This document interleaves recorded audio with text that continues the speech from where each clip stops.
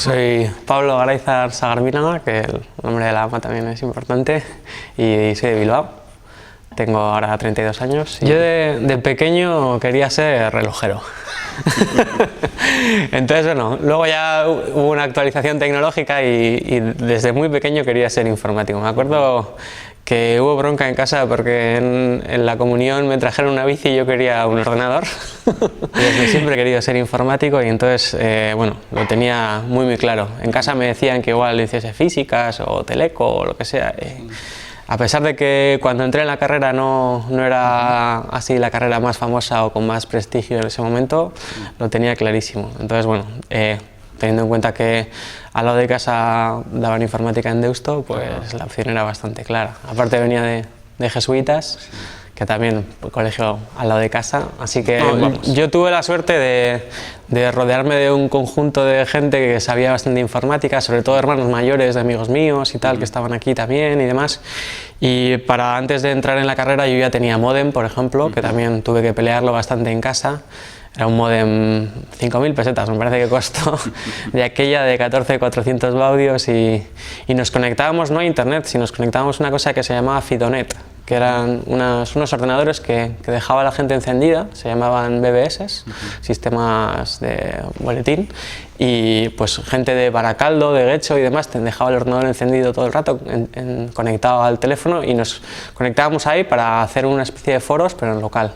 Y algo como mágico casi, porque conectarte a otro ordenador en los 90 era casi como parecía que estabas entrando en la NASA, ¿no? Llegar aquí, pues ya vi que la cosa era más seria, que se podía entrar en internet, que bueno, entrábamos también a través de Infobía y de chapuzas similares que había en aquella época, pero mis compañeros tampoco estaban muy al loro de estos temas. Empezaron a mitad de la carrera a tener casi todos módem y demás, porque ya era bastante habitual que lo incorporaran los ordenadores, y luego ya cuando terminamos ya sabíamos todos manejarnos en internet perfectamente y demás. No, fue un Spectrum de estos de los que se enchufaban a la tele de 8 bits y tampoco tenía muchos juegos, entonces bueno, los juegos que tenía eran bastante feos, y entonces me animo a aprender a programarlo y demás, y lo pasé bastante bien. Yo me acuerdo de los dos momentos más felices de mi vida. Son, bueno, uno cuando nació mi hijo y otro cuando mi ama me compró el ordenador. Mi ama también alucina que me acuerde del momento, pero sí, parece que es como muy vocacional. Yo creo que tenía 9 años o así, y estábamos en el Corte Inglés y había una oferta, y empecé a decirle, mira, es que esto es lo mejor, que no sé qué, que tal, que cual. Y dice, bueno, ya veremos, a ver si el lenchero se porta, no sé qué, tal. Y bueno, cuando lo vi en el árbol casi me caigo de culo.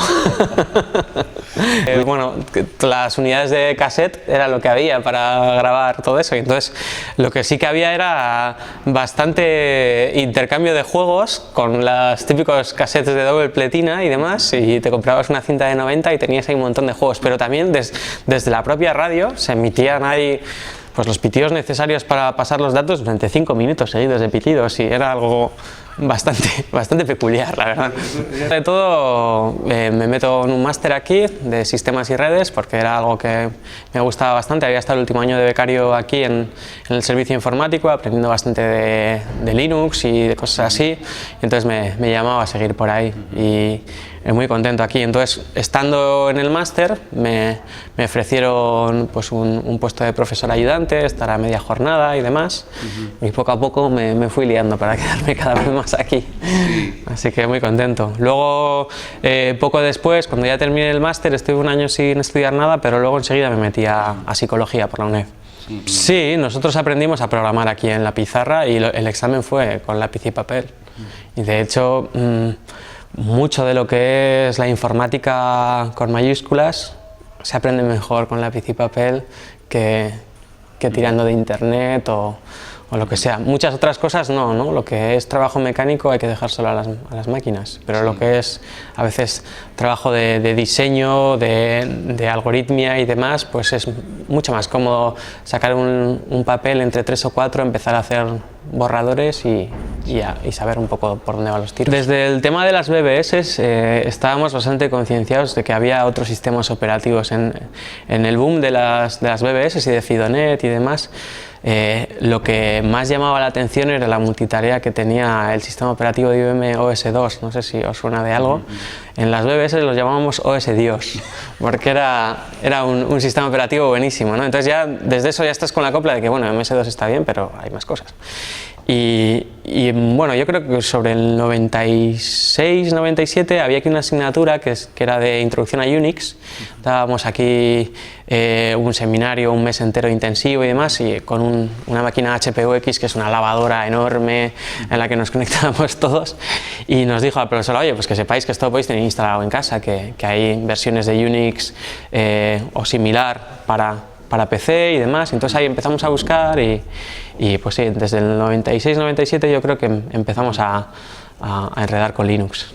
Porque primero llegamos desde la tecnología y luego ya vemos un poco de dónde viene todo eso y demás. Aparte que, bueno, en segundo de carrera tampoco teníamos la cabeza tan asentada como para mirar todos esos temas, pero el software libre entendido no solo como tecnología, como qué bien que puedo usar Unix en casa, sino como algo mucho más profundo, pues viene igual un par de años después. Bueno, el último año ya estuve dando la brasa por aquí a bastante gente, pero el penúltimo así fue cuando me caí el caballo. Instalar Linux era toda una odisea, o sea, solamente que te funcionara el entorno gráfico ya te puedes considerar un crack del asunto. Ya la tarjeta de sonido y cosas así, pues era bastante complicado. No llegué en aquella época que te tenías que bajar 70 disquetes para instalar, sino que yo ya tenía un CD para instalarlo, pero aún así ha mejorado muchísimo la cosa.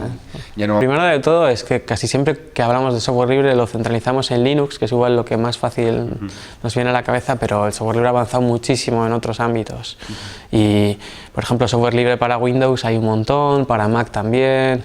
Linux es bueno, GNU Linux es un sistema operativo, pero hay muchísimos otros. Pues está también Android ahora intentando mover un poco el cotarro de los móviles, y para otros tipos de entornos también ha habido mucha caña. En Internet, desde el 90 y poco hasta hace bien poco, ha estado liderado por máquinas Linux en todas las infraestructuras, los servidores DNS, los servidores web, servidores de correo, prácticamente todo ha sido Linux. Yo de hecho veo Linux cuando llego a los sistemas de aquí, que es un poco cuando entras en las tripas, cuando sales del Office y del Photoshop y llegas ya igual un poco a la trastienda de Internet, pues te das cuenta de que hay mucho Unix y mucho Linux por ver por ahí. Bueno, lo bonito que tiene todo este rollo del software libre, la fundación del software libre, la GPL y demás, es que no hay que creer, sino que es una realidad. O sea, en lugar de otros movimientos que están buscando pues algo, la utopía o lo que sea, estos han partido del pragmatismo más claro y han visto pues cuáles son las leyes internacionales de copyright, vamos a adaptarlas para que nos gusten. ¿Cuál es el sistema operativo que más nos gusta? Pues vamos a clonarlo de forma libre y así. Y bueno, tiene un enfoque muy ingenieril que casa bastante con todo lo que os he contado antes y que me parece además bastante posibilista. Entonces, pues a pesar de que hay mucha gente que se lo toma casi como una cuestión ética, filosófica y demás, que sí que es verdad que tiene su punto, también tiene un punto de, bueno, pies en el suelo y vamos a ver cuál es el siguiente paso a dar, ¿no? Entonces eso también me llama bastante, ¿no? Porque pues sí que he tenido algún pasado así asambleario, asociacionista y demás, y muchas veces la rabia que más me daba era esa, que estábamos hablando de pájaros y flores y no aterrizábamos ninguna idea, ¿no? Y mientras que aquí eso no se da, o sea, la gente en cuanto hay una discusión dice, bueno, pues enséñame el código y vemos cuál es el mejor, o sea, no hay más.